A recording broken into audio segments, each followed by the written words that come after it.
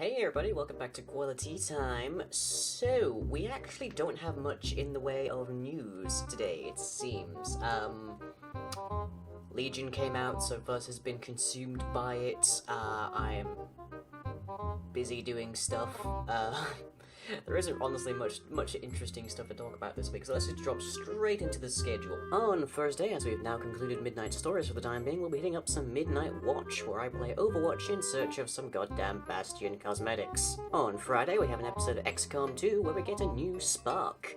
On Saturday, we have an instance of Mating Do, the second episode in the series that everyone seems to be enjoying quite a lot, and we have a D&D session with Path of Steel over at twitch.tv/thedragonhat from 9 PM BST. Then on Sunday, we have an episode of Edgington, where I'm after all of the leather I can get my hands on.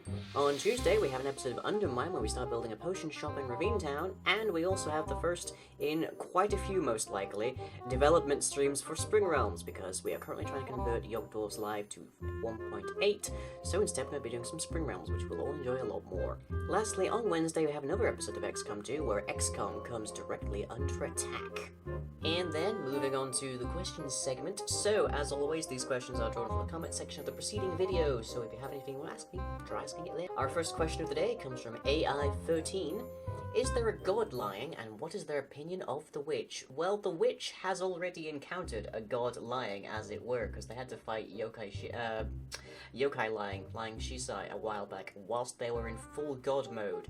So, that particular god lying definitely didn't have a particularly nice view of witch. I feel like any god is probably going to have a very biased view of the witch, because if you think of it like on a single universe's level, the witch killed one person. On the multiverse's level, if you're more concerned with that, the witch is actually a horrific murderer.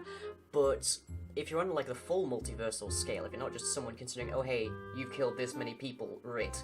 But if you're on the full multiversal scale, there's an infinite number of people that the witch hasn't killed. The witch has killed less than 1%, less than a fraction of a percent, in fact. So, a multiversal god probably won't care all that much, which is still probably significant, but probably wouldn't be that big of a concern. But a more biased version, like a smaller god, if you will, probably doesn't think very highly of the witch, depending on what they're a god of. We also have to factor that in. Are they a god of death, in which case they probably love them. But yeah, most gods probably not happy with the witch. Rafe on Shaker asks, aside from Bulbasaur, what Pokemon would you have on a team? Bulbasaur, of course, being my original Gen 1 starter, and sort of still my mainstay favourite. I do have a few other favourites. Most of them are Gen 1, because that's the bulk of my experience is Gen 1. So let me see, Golduck would definitely be on my list. Water type, but has access to psychic powers. I'm surprised he hasn't been updated to like a water psychic or something, especially considering he evolves from Psyduck. You would expect there to be some kind of psychic limit in there, but no. It can also learn Psybeam if you breed him properly, so consequently can have access to one of the most powerful psychic attacks in existence, at least as far as my memory goes. But Golduck, definitely on the list. I thought Mewtwo would be a good option, but then I realized my lineup didn't actually have any fire in it, so let's go with Delphox. That's a fire psychic type, so has some pretty powerful movesets in there. And then we can have Gengar.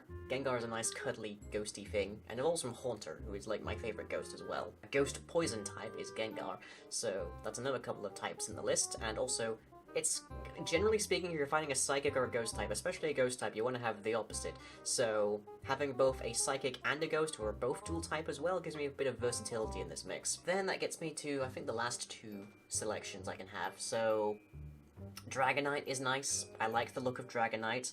It's an actual looking dragon that is actually a dragon, and it's also dragon flying and has some pretty varied moves in its list. So, pretty handy there. And then the last one.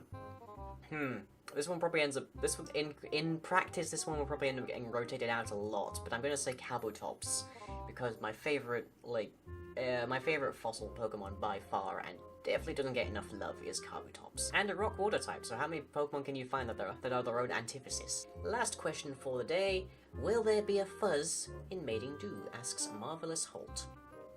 Yes.